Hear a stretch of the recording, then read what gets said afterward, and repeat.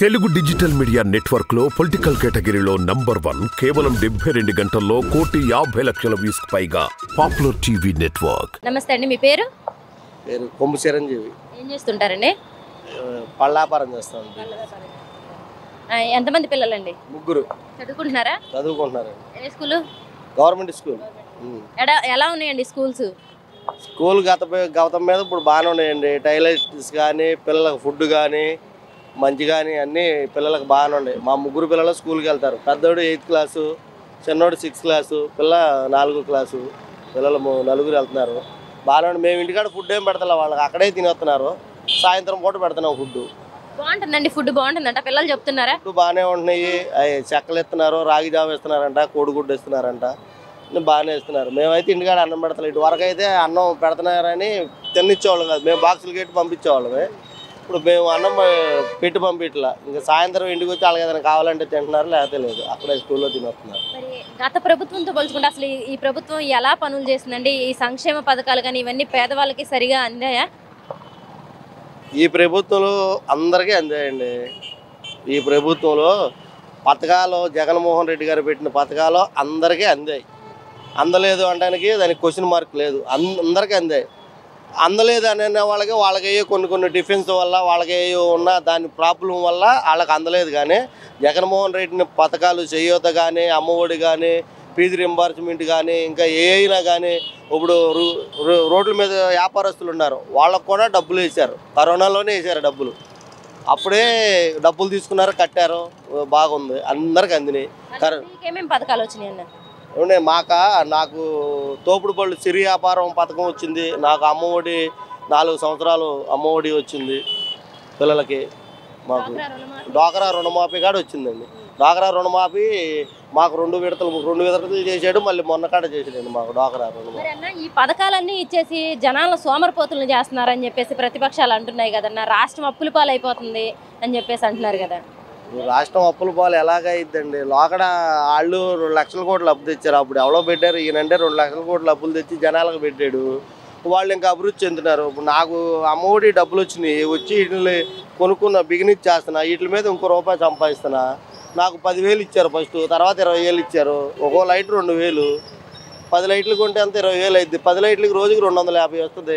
మరి అలా ఎదుగుతున్నారు. సోమరిపోతులు ఎందుకు అవుతారు?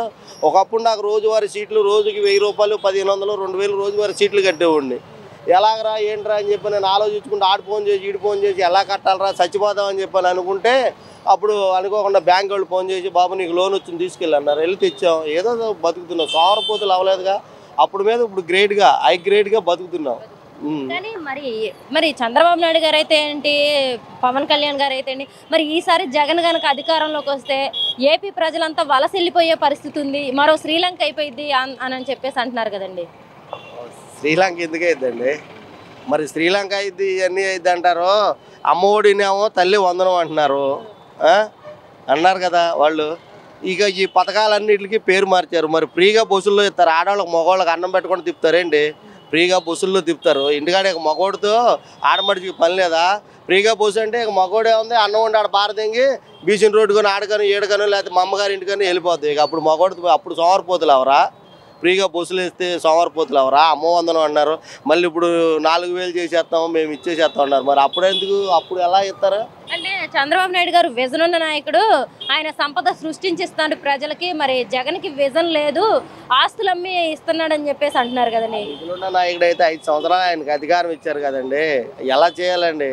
అధికారం 5 సంవత్సరాలు ఇచ్చారు కదా, ఇచ్చారు, గెలిపించారు. మరి నువ్వు మంచోడివి చేసేవాడు అయితే మళ్ళీ రెండోసారి గెలవాలిగా, గెలిచేవాడివిగా గెలవాలిగా, గెలవలేదు. అందరినీ దొడ్డిదోవల్లో వచ్చిన వాళ్ళు మినిస్టరు, గెలవని వాళ్ళు మినిస్టర్లు, ఇవన్నీ ఏం చెప్పుకుంటాం? పేదవాళ్ళు అంటే పని లేదు. ఎస్సీ ఎస్టీలో పుట్టాలా అని అంటాడు ఆయన, పెద్ద ఆయన వయసుకి. ఎస్సీ ఎస్టీలో పుట్టాలా, ఎస్సీ ఎస్టీలు ఎవడన్నా పుట్టాలనుకుంటాడు అంటాడు. ఈ ఎస్సీ ఎస్టీ లేకపోతే వీళ్ళు ఎక్కడి నుంచి వస్తారండి? కానీ ఆయన ఏమో అసలు పేదలకు ఏదన్నా మేలు జరిగిందంటే ఎస్సీ ఎస్టీ బీసీ మైనారిటీ వర్గాలకి అది కేవలం టీడీపీ ప్రభుత్వంలోనే అని చెప్పేసి చంద్రబాబు నాయుడు గారు అంటున్నారు కదండి. ఏదో కొట్టుకుంటారండి, ఊరినే డబ్బాలు కొట్టుకుంటూ ఉంటారు. ఎవరికి ఇచ్చారండి? ఎవరున్నారు చెప్పండి?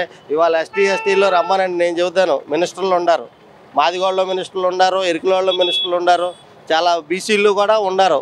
అందరూ ఇటువరకు వాళ్ళ ప్రభుత్వం ఉన్నప్పుడు వాళ్ళే పెద్ద పెద్ద మినిస్టర్లు పెద్ద పెద్ద ఇది ఏముంది ఇవాళ ఎస్సీ ఎస్టీలకి ఎంత ఉంది, మైనార్టీలకు కానీ మినిస్టర్లు ఉన్నారా ఆ గవర్నమెంట్లో? ఎవరన్నా ఉన్నారా? ఏదన్నా కావాలంటే దగ్గరికి వెళ్ళి చూసి ఆడుకోవాల్సి వచ్చేది. ఇవాళ అలాగే అది ఇవాళ ఏదైనా కావాలంటే ఇంటికి వచ్చి రేషన్ కార్డు కావాలన్నా ఇంటికి వెళ్ళి సచివాలయంకి వెళ్తే ఇచ్చేస్తున్నారు. ఏం అమ్మఒడి రాలేదని వెళ్తే సచివాలయంకి వెళ్తే ఇచ్చేసేస్తున్నారు. బ్యాంకుల చుట్టూరు అక్కడికి ఎక్కడికి తిరిగే పని లేదండి. మరి ఏనే కాకుండా మరి పవన్ కళ్యాణ్ గారేమో అసలు ఈసారి జగన్ని గద్దె దించుతాను అని చెప్పేసి అంటున్నారు కదండి. దించుతామని అంటారండి. నోటికి ఏదో ఇప్పుడు జనాలని మబ్బి పెడతానికి ఏదో మాట చెప్పాలి కదండి. జనాలని మబ్బి పెడతానికి ఏదో మాట చెబుతారు. గద్దె దించామంటాడు, పాతాళాన్ని తొక్కేస్తానంటాడు, పాతాళాన్ని తొక్కేస్తానే జగన్ అంటాడు. ఏంటి అవి రాజకీయ నాయకుడు మాట్లాడే మాటలు అవి కాదు కదా. రాజకీయ నాయకుడు అంటే ఒక ఉందాతనం, ఒక పజంలోకి వచ్చి మంచితనంగా ఉండాలి. ఏంటో మరి గాయత్రి మంత్రం అన్నాడు, 24 సీట్లు తీసుకున్నాడు ఆయన గారు. ఆయన పెద్దోడే. సినిమా ఇండస్ట్రీలో చిరంజీవి గారికి ఫ్యాన్ నేను. నా పేరే చిరంజీవి. పవన్ కళ్యాణ్ కూడా ఫ్యాన్నే. మరి ఆయన అలా మాట్లాడుతున్నాడు. సినిమా యాక్టర్లాగా మాట్లాడితే ఎలా కదండి, ఇది రాజకీయం. ఇదేంటంటే ఒక కుటుంబం ఎలాగూ సరిచేయాలో అలా సరిచేస్తేనే రాజకీయం అండి. ఎలా పడితే అలా మాట్లాడితే అవ్వదు. 24తో మొదలైంది గాయత్రి మంత్రం అన్నాడు. 24లో 21కి వచ్చాడు. మరి ఇదే మంత్రంకి వర్తించుద్దో మరి జనాలకు తెలుసుకోవాలి, జనాలు తెలపాలి. తెలుపుతారండి, ఇబ్బంది ఏం లేదండి. వాళ్ళ ఒపీనియన్ వాళ్ళకు ఉంటుంది, వీళ్ళ ఒపీనియన్ వీళ్ళకు ఉంటుంది.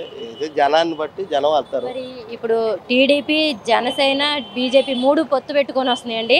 మరి ఇటు చూస్తే జగన్ గారు ఒక్కళ్ళే ఉన్నారు. మరి ప్రజలు జగన్ గారిని ఆదరిస్తారంటారా? తప్పకుండా ఆదరిస్తారండి. జగన్ గారిని తప్పకుండా ఆదరిస్తారు.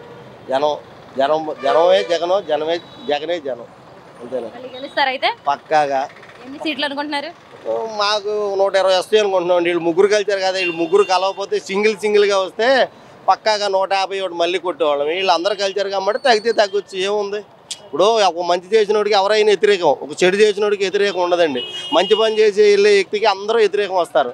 మంచి చేసేవాడికి, చెడు చేసేవాడికి అందరూ వస్తారు. ఇప్పుడు నేను తాగి రోడ్ల మీద పడుకుంటే నా చుట్టూరు 100 మంది ఉండేవాళ్ళు. ఇవాళ నేను ఫోన్ చేసిన ఏదైనా పైన బాగాలేదన్నా రారు. అంతే, మందు పోపిట్లేదు కదా. అలాగే దానికి మంచికి ఎప్పుడు ప్రజలు ఉంటారండి.